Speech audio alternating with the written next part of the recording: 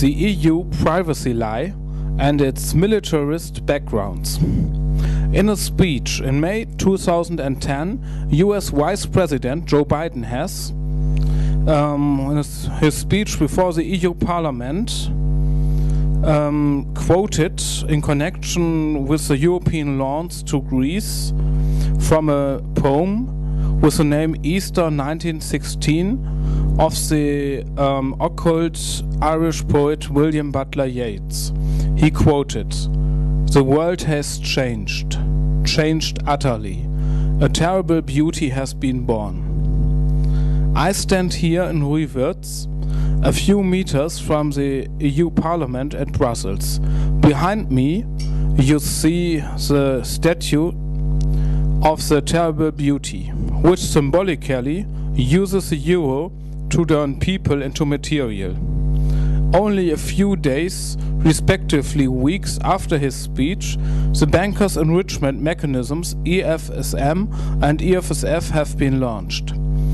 It looks as if Vice President Joe Biden was much more informed in this puzzle than Peace Nobel Prize winner and President Barack Obama, but still much less informed than certain think tanks. At January the 26th of 2012, a new draft EU regulation in the name of privacy has been initiated on the EU level. This report shows its militarist background and its dangers to a world peace.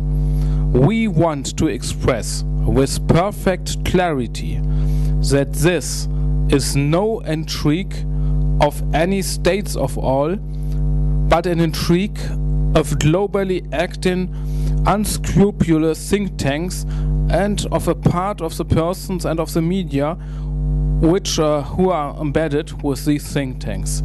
We want to express our respect to any nations and to any countries, our respect to China equally as our respect to the USA, our respect to Israel equally as our respect to Iran. We wish all politicians on this planet the power and the wisdom to return their consciousness and to leave the logic of these think tanks which have turned themselves against the world community and against all nations of the world. What think tanks are? Think tanks produce thoughts. They organize media coverage for thoughts which they have produced and for persons who are willing to implement their thoughts. The media consumer often does not know which thoughts of seemingly independent politicians, scientists, or media are in reality prepared by such think tanks. Think tanks follow the principles thinking is creative, and our reason proves to itself what it is thinking. People who are not conscious of their thoughts and emotions and whose awareness is concentrated to the world outside themselves are manipulatable by think tanks. If you are not conscious enough, they can make you even adapt yourself to surreal, delusionary or deceptive pictures of the world, instead of comparing such pictures to reality. Another concept is to spread certain opinions over mass media and then to look which prominent or influential people have picked up these opinions in order to contact them. And where the political power of think tanks comes from. The political power of think tanks comes from three sources. One is money and deserves a closer look, because some of the financiers of CFR and ECFR might stop their financing if they knew about CFR's current deliberately risking a nuclear war. The second one are naive prominent people who give their names for these think tanks, thus giving them a false aura of reputation, which is decisive for the manipulation of unconscious media consumers and politicians. The third one is their possibility to pay politicians with attention via their embedded media. If politicians do what CFR and ECFR and other think tanks want them to do, they get coverage by some of the embedded media and win some elections. Quite tricky, because this way you won't find money from these think tanks on the banking accounts of such politicians. We just do not know if and how the media are rewarded by such think tanks for their risky service. A closer look regarding the shareholders of such media could deliver the answer to this question. Now let's have a closer look to the draft regulation. The collision of the draft regulation replacing EU Directive 95/46/EC with the EU primary law. The EU, the European Union, has only the powers which have explicitly been conferred to it in its primary law, Principle of Conferral, Article 5, Paragraph 2 TEU, Treaty of European Union. The EU may produce privacy directives or privacy regulations only to protect the inhabitants of its member states against the EU or to protect them against the member states as far as these are implementing EU law. According to Article 16 TFEU, Article 8 EU Basic Rights Charter and Article 51 Paragraph 1 EU Basic Rights Charter. TFEU means the Treaty for the Functioning of the European Union. In any case, there have to be independent authorities for the protection of privacy. For any other areas, the EU has no legal competence to produce secondary law on privacy. Article 4, Paragraph 2 TEU obliges the EU to respect the fundamental structures of and the national identities of its member states. The draft EU privacy regulation does neither respect the national constitutions nor the limits of Article 16 TFEU. A censorship regulation in the name of privacy. All EU institutions are exempted from the new draft regulation, Article 2, Paragraph 5, lit B. The opposite of what Article 16 TFEU and Article 8 EU Basic Rights Charter prescribe. This obvious breach of the EU primary law shows that the purpose of the draft regulation must be something else than privacy. Another surreal piece of deception by the EU Commission. How stupid must they think the citizens are? Single persons are exempted, as far as they spread personal data without any commercial purpose and outside the Internet. Article 2, Paragraph 5, lit D. As a result, all commercial publications, including personal data, are affected by the draft regulations and all non-commercial publications in the Internet. Article 3 with the definitions already shows the false game. Data subject, Article 3, Paragraph 1, is any human being. Personal data are any pieces of information on human beings, Article 3, Paragraph 2. Controller is anyone who is processing information on human beings, Article 3, Paragraph 5. Controller, sorry. Processor, Article 3, Paragraph 6, is anyone who does the technical work for the controller. Consideration number 103 and Article 8c contain possible exemptions for the press from parts of the regulation. Certainly, as we know the EU Commission, not from the most drastic parts. This means, in turn, that the press basically is affected by the draft regulation. Words like controller are obviously chosen misleadingly. Article 5 contains exemptions from the draft regulation if the person information on whom you spread agrees to it. Article 5, Paragraph 1, lit A. If you process the information in a public interest, Article 5, Paragraph 1, lit E, or within legitimate own interests.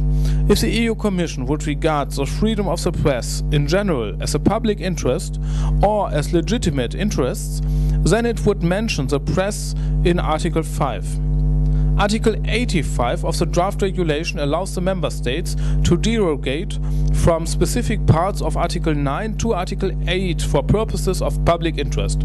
But Article 9 to Article 8 are not the most drastic articles in the draft regulation. Article 7 contains a reversal of the burden of proof in the form of a legal guilt presumption.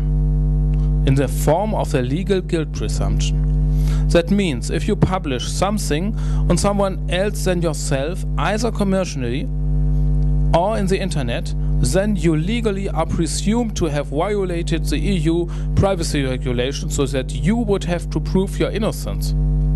This collides with the freedom of speech and of the press, Article 11 EU Basic Rights Charter, with the right to entrepreneurial freedom, Article 16 EU Basic Rights Charter, and with the right to property, Article 17 EU Basic Rights Charter, and with the rule of the law, a value of the EU, Article 2 TEU.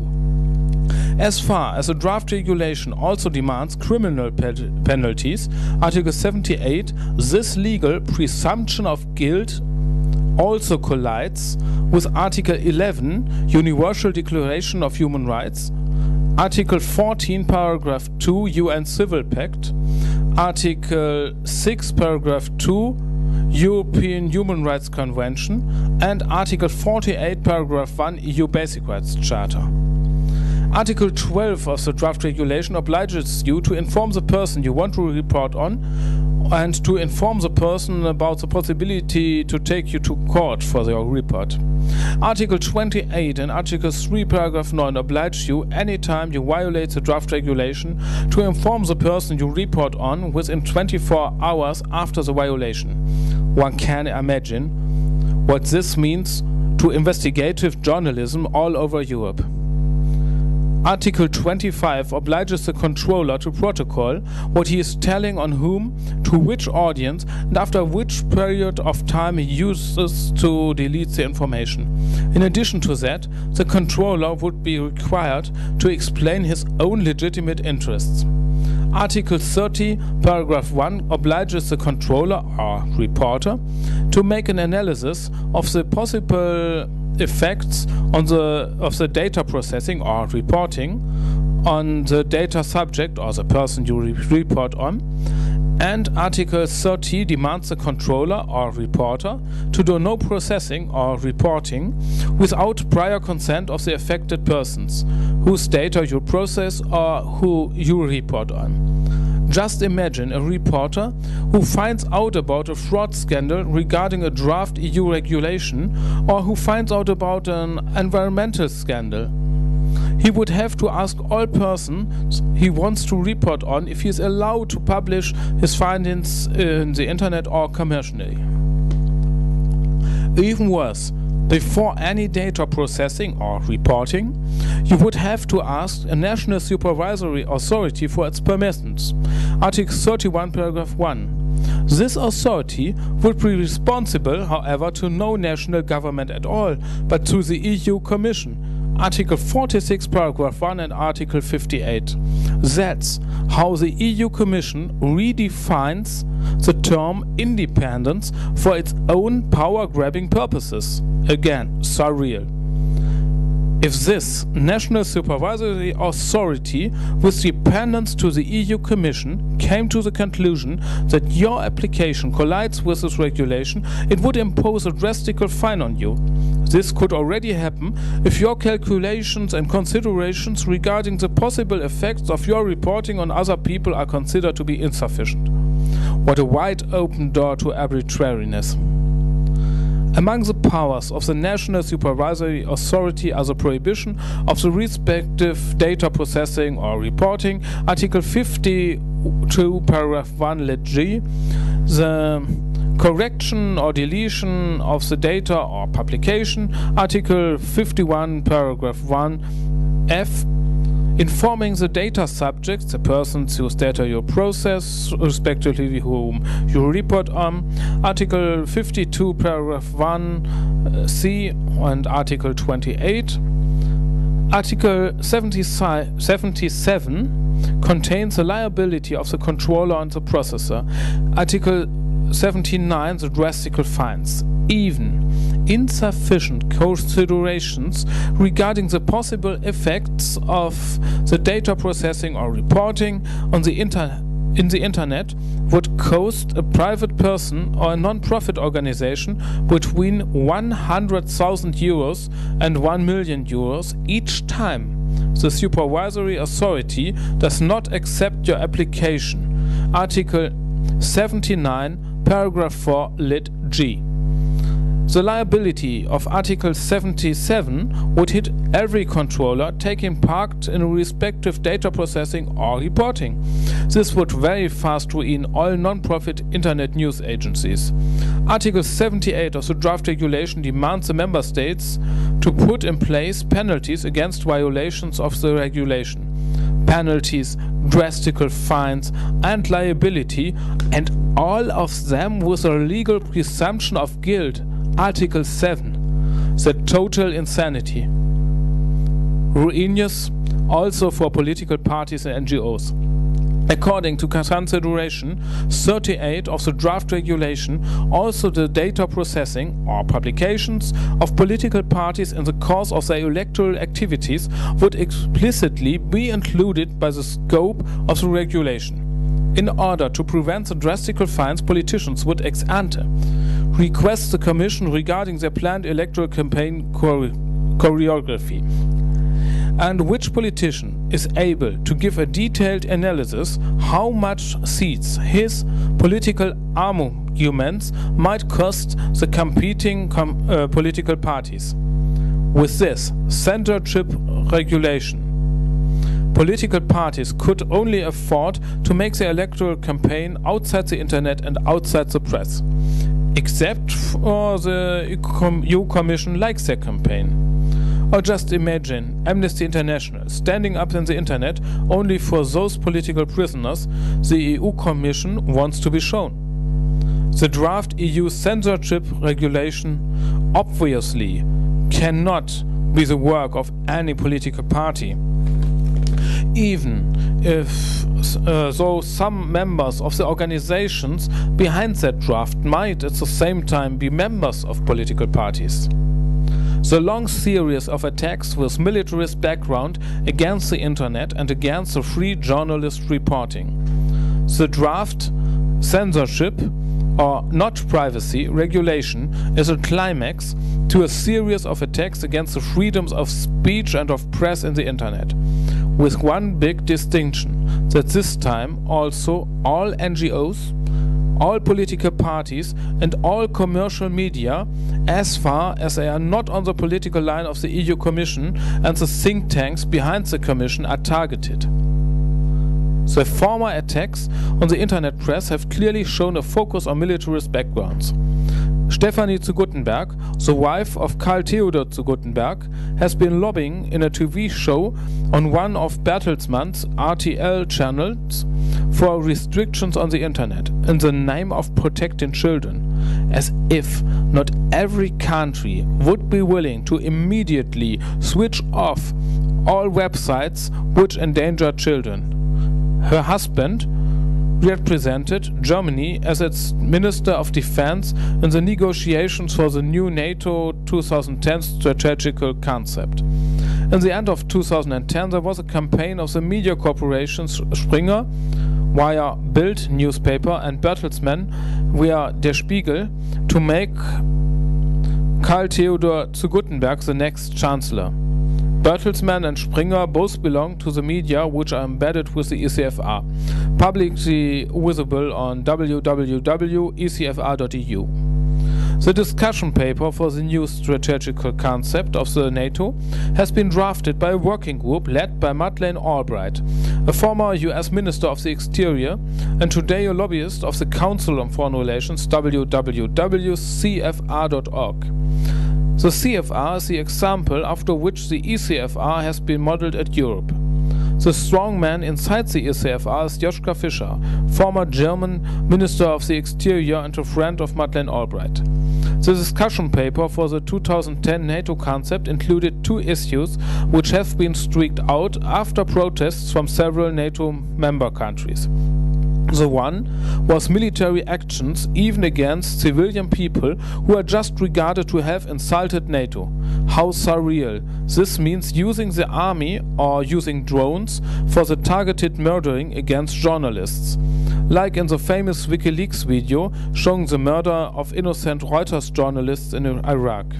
As far as we remember, the governments of Denmark and of Luxembourg protested against this idea.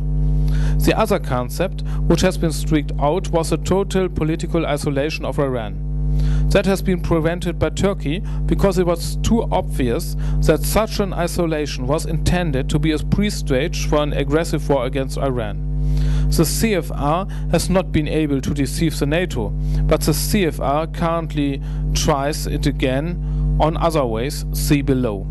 Another attempt, also in the end of the year 2010, was in Germany, a draft treaty between the German provinces in order to burden the internet bloggers with large costs for checking their websites from which age on they are adequate.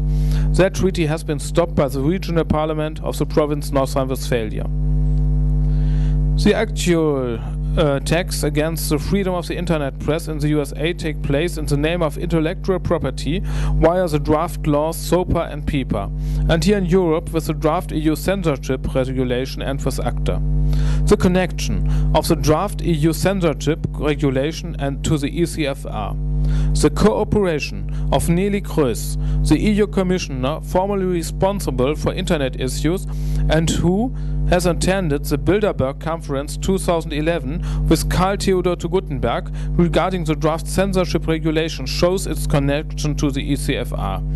The European Council on Foreign Relations is one of the most dangerous militarist think tanks at Europe. It has been founded in October 2007. Just as a look at the council of that organization. Karl Theodor zu Guttenberg is one of their bigger lobbyists. Another one is Daniel Cohn-Bendit, who gives them the power to influence the Green members of the EU Parliament. His lobbying, probably not as a Green member of the EU Parliament, but as a lobbyist of the ECFR, in favor of armament is shown, for example, in the article Fregati, Sottomarini e caccia quelle pressioni di Merkel esacco per ottenere commessi militari of the Corriere della Sera of February the 13th of 2012. The Corriere della Sera has exposed that the financial support for Greece has been conditionalized by the French and by the German government on the Greek government buying arms from French and German firms, and that Mr. Cohn-Bendit has supported this. Another piece, Mr. Cohn-Bendit's ECFR lobbying is shown in an interview of the public German television ZDF with him. In that interview, he has been advertising for a flight prohibition zone against or over Libya. The ZDF News Heute Journal has presented him as a neutral chairman of the Green Group of the EU Parliament, even though the ZDF should have known better.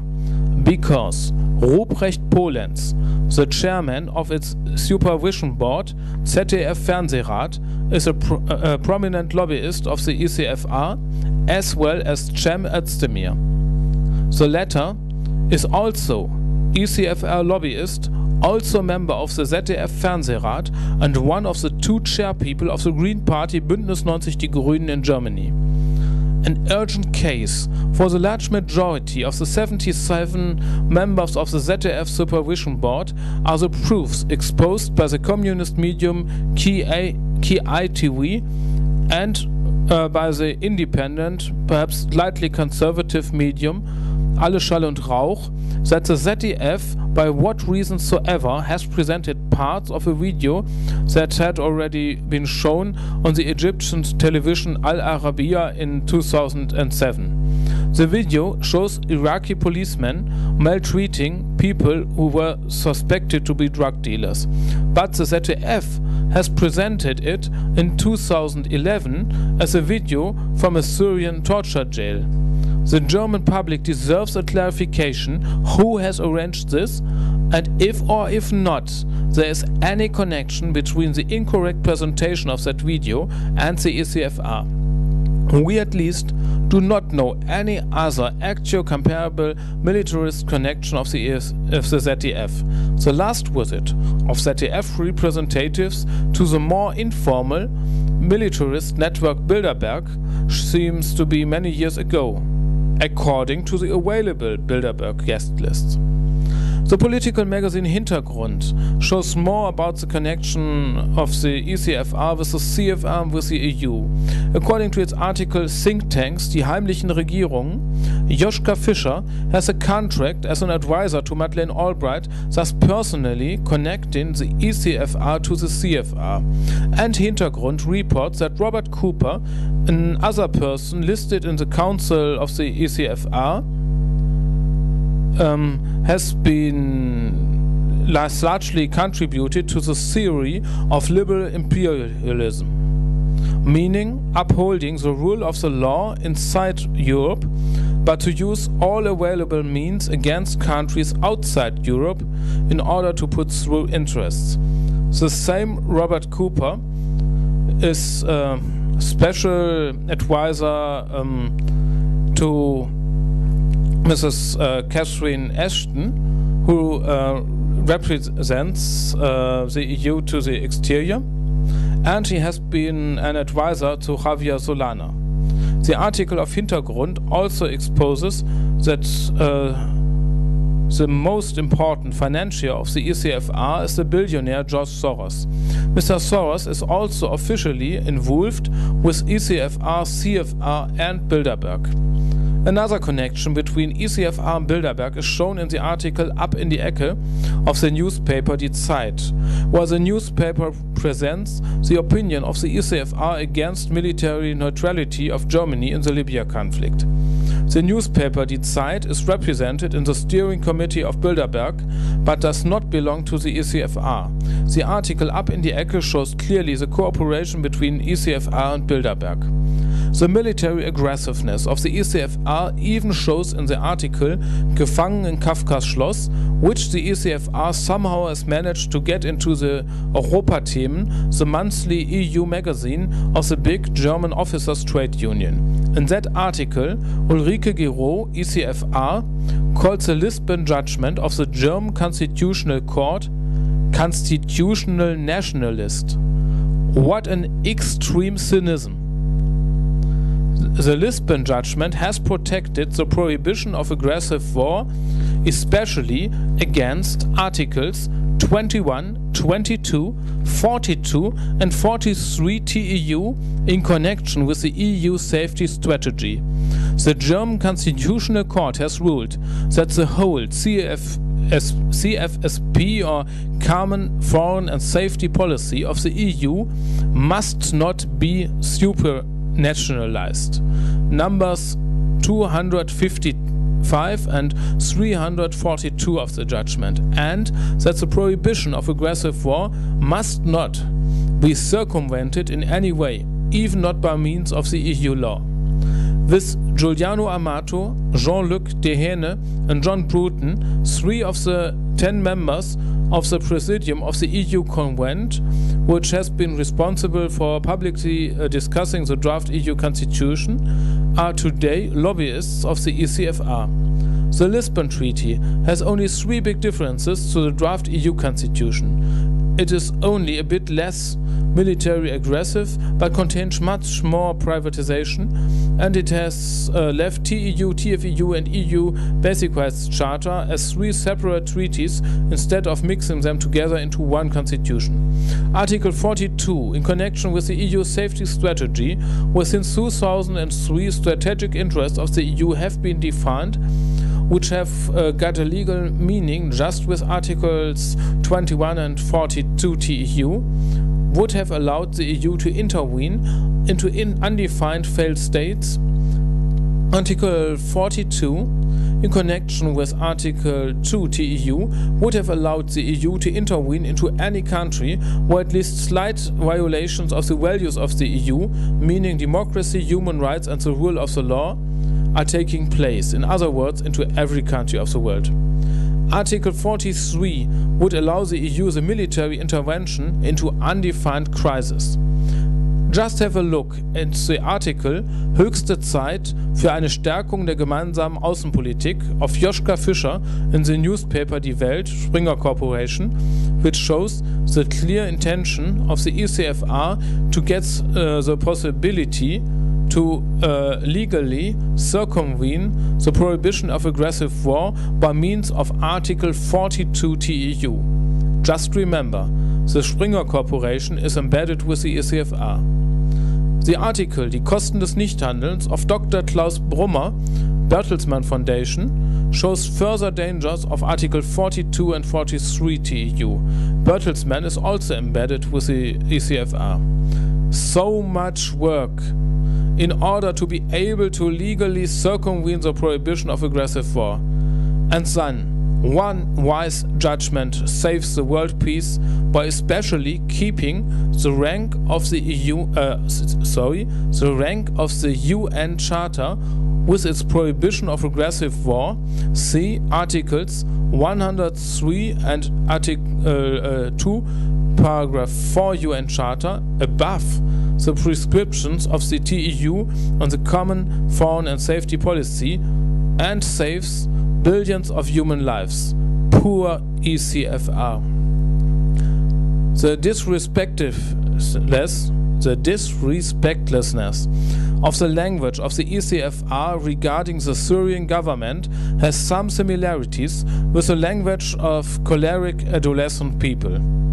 The ECFR seemingly tries to heaten the Syrian conflict by means of such kind of language with the article Assad's continued defiance in the face of growing isolation of January the 13th of 2012.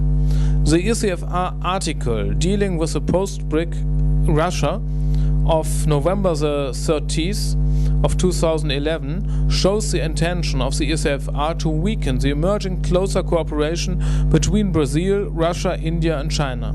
The same very unfriendly attitude of the ECFR against the BRIC countries has already been shown in the article Gefangen in Kafka Schloss. The lobbying of the CFR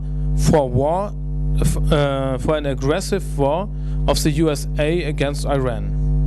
The coincidence of the draft EU censorship regulation, ACTA, SOPA, PIPA and the Council on Foreign Relations lobbying to make the US government attack Iran are no random at all. There are at least two sources proving that the currently worldwide biggest threat of an aggressive war against Iran, resulting in a devastating nuclear war, comes from the CFR.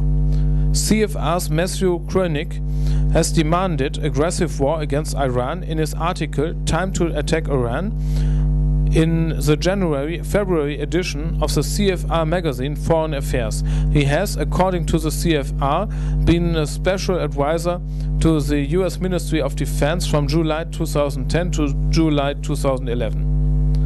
CFR's historian Niall Ferguson has demanded aggressive war against Iran in his article Ein Präventivkrieg gegen Iran ist das kleinere Übel in the newspaper Die Welt, Springer Corporations, from February the 11th of 2012. Mr. Ferguson uses in his article the artificial word PUSA as an abbreviation for the President of the USA. This shows a significant lack of respect of the CFR regarding the President of the USA, just as the ECFR has already shown a lack of respect regarding the President of Syria. Just remember, the Springer Corporation is embedded in the ECFR, the European sibling of the CFR. According to the CFR website, its founding corporate members are Bank of America Merrill Lynch, Chevron Corporation, ExxonMobil Corporation, Goldman Sachs Group, Hess Corporation, JP Morgan Chase & Co., McKinsey & Company, the Nasdaq OMX Group. Do really all of these corporations want an aggressive war of the USA against Iran leading to a nuclear war with China? Interestingly, Goldman Sachs and JP Morgan Chase & Co., the latter via David Rockefeller, are also involved in the Bilderberg network. To To the so-called President's Circle of the Council on Foreign Relations belong Alcoa, American Express, Barclays Capital, Bennett Jones, BP, CA Technologies, Citi, Credit Suisse, Dell, Eni, Fortress Investment Group, Golden Tree Asset Management, Guardsmark, HP, Kingdom Capital Management, Kohlberg Kravis Roberts & Co., Korn Ferry International, Lazar, Lockheed Martin Corporation, Mars, McGraw-Hill Companies, MetLife, Moody's Investor Service, Morgan Stanley, New Media Investments, Omnicom Group, Parsons Corporation, Reliance Industries Limited, Shell Oil Company, Soros Fund Management, Standard Chartered Bank, the AES Corporation, Toyota Motor North America, UBS AG, Veritas Capital, Vice Multi-Strategy Advisors. Do really all of these corporations want a nuclear war? Unimaginable.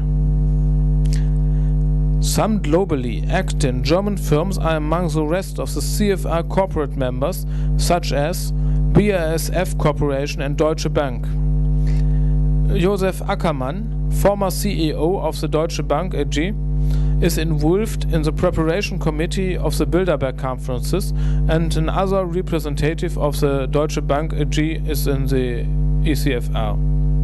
Mass media among the official premium members of the CFR are Bloomberg, Economist Intelligence Unit, General Electric owns NBC, Google, Microsoft, shareholder of MSNBC, News Corporation owns Fox News, Thomson Reuters, and Time Warner owns CNN.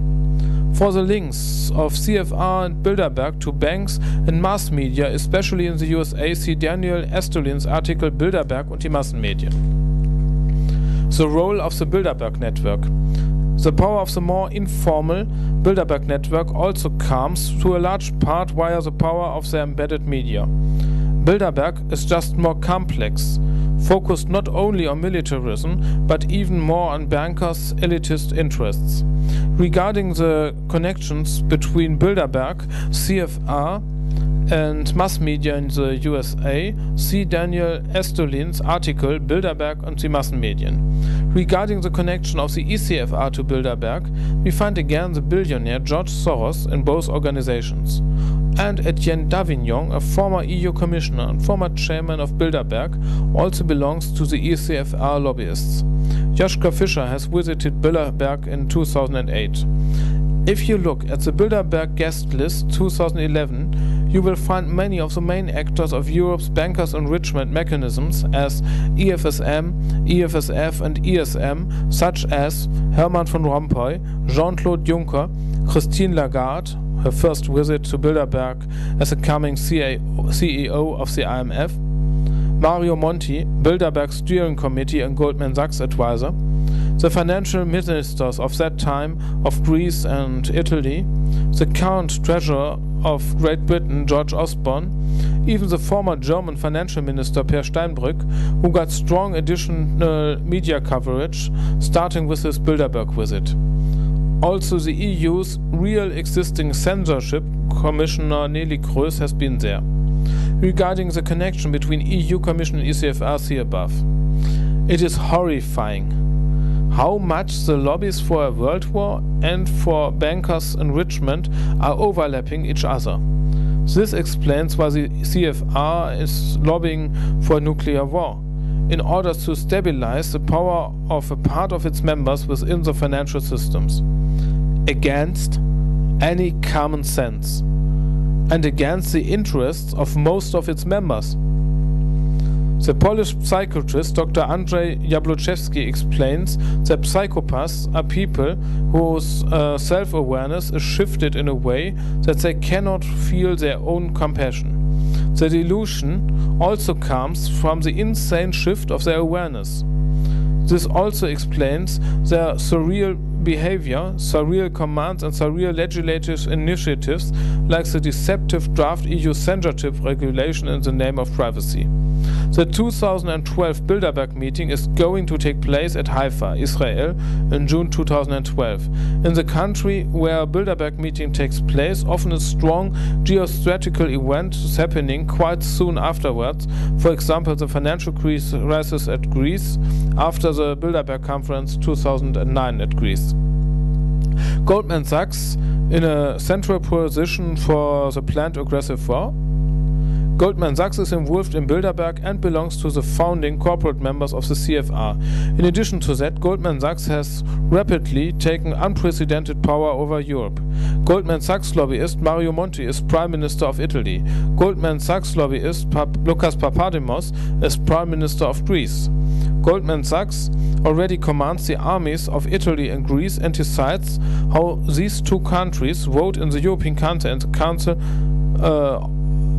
of the EU. Mario Monti is not only still an advisor on the payroll of Goldman Sachs, he is also in the leading circle of Bilderberg. In addition to that, Goldman Sachs lobbyist Mario Draghi governs the European Central Bank, ECB. And Goldman Sachs lobbyist Jörg Asmussen has been in the German Federal Ministry of Finance and has, at the January the 1st of 2012, changed into the directorium of the ECB. How much of the German legal contributions to EFSM, EFSF and ESM have been influenced by Goldman Sachs? A look at the article Die Angst der Amerikaner of November the 3rd of 2011 of the Financial Times Deutschland gives the impression that the main motivation of Goldman Sachs to send lobbyists into governments, ministries and the ECB is to ensure that Greece and Italy do not go on financial default. For if some specific countries went on default, so the Financial Times Deutschland article, Goldman Sachs would have to pay its signed credit default swaps. The newspaper unfortunately does not expose how large Goldman Sachs is involved in CDS regarding which country. But the control of Goldman Sachs over the governments of Italy and Greece, the control of Goldman Sachs over the amount of money produced in the Eurozone, and a significant share of power in Bilderberg are speaking another language. All debts of Greece that Greece has been made in recent years to buy arms, just to donate the most powerful and modernist army of all EU member states to Goldman Sachs. Goldman Sachs already holds control over the EU's possibility to war financing by means of money creation. And not to forget, Goldman Sachs now controls which political conditions the ECB contributes to countries which get money over the bank enrichment procedures, EFSM, EFSF and so ESM. And the ESM would have the power to increase its own funds at the cost of the states and of the Eurozone, in order to dry out the national budgets, not in order to save any country at all. That will force more and more states of the Eurozone to either become dependent on ESM loans with IMF-like strict political conditions to which the ECB, led by Goldman Sachs, would contribute, or on informal political conditions of the ECB connected to money creation. Goldman Sachs belongs at a first glance to the founding corporate members of the CFR, which have a motive for a world war with the illusionary aim to stabilize their power within the financial system.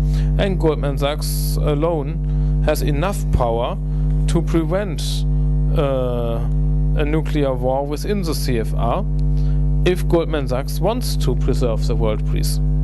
The so-called Anglo-Saxon Mission, a plot against the peaceful interests of USA, China, Israel and Iran. In 2010, a former British soldier reported to the internet medium Avalon Project that he has been in a clandestine session at London where people have spoken openly on a so-called Anglo-Saxon mission.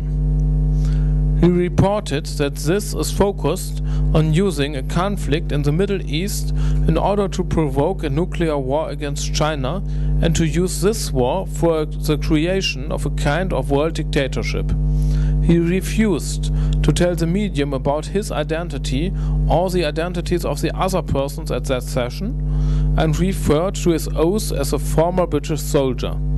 But he said that he knows some of these people from the City of London. He also said that much of the current finance crisis is manipulated and that it is intended to be a part of his admission. This is a strong hint that the reported clandestine session has taken place in the so-called City of London, possibly in a round table or Freemason circle undermined by certain banks.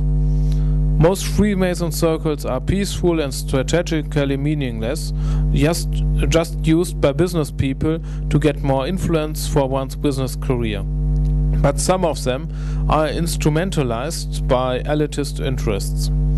The only network we know which is connected and powerful enough to enable a joint choreography of the financial crisis of mass manipulation by means of corporate media and with enough influence to abuse institutions of the EU and of the NATO is Bilderberg.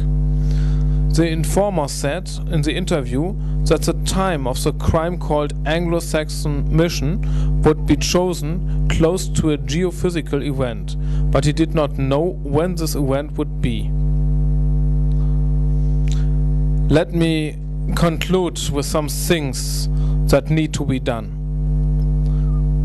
Stop the draft EU censorship regulation. Show its militarist background. Prohibit the Council on Foreign Relations and prohibit the European Council on Foreign Relations.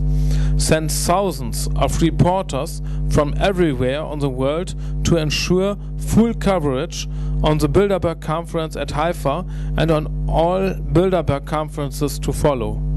Demand peace between USA, China, Israel and Iran and promote the understanding and confidence building between these countries at all available levels. If you are a prominent person or a corporation within CFR, ECFR or Bilderberg, state to the world public that you do not allow these organizations to drag you into a nuclear war affair and consider leaving the think tanks. And last but not least, democratize the EU. Our strongest tool to preserve peace and democracy are transparency and exposing their lies.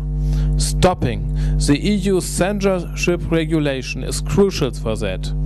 Ensuring a majority against that regulation is the currently biggest contribution the EU Parliament can do for the preservation of peace.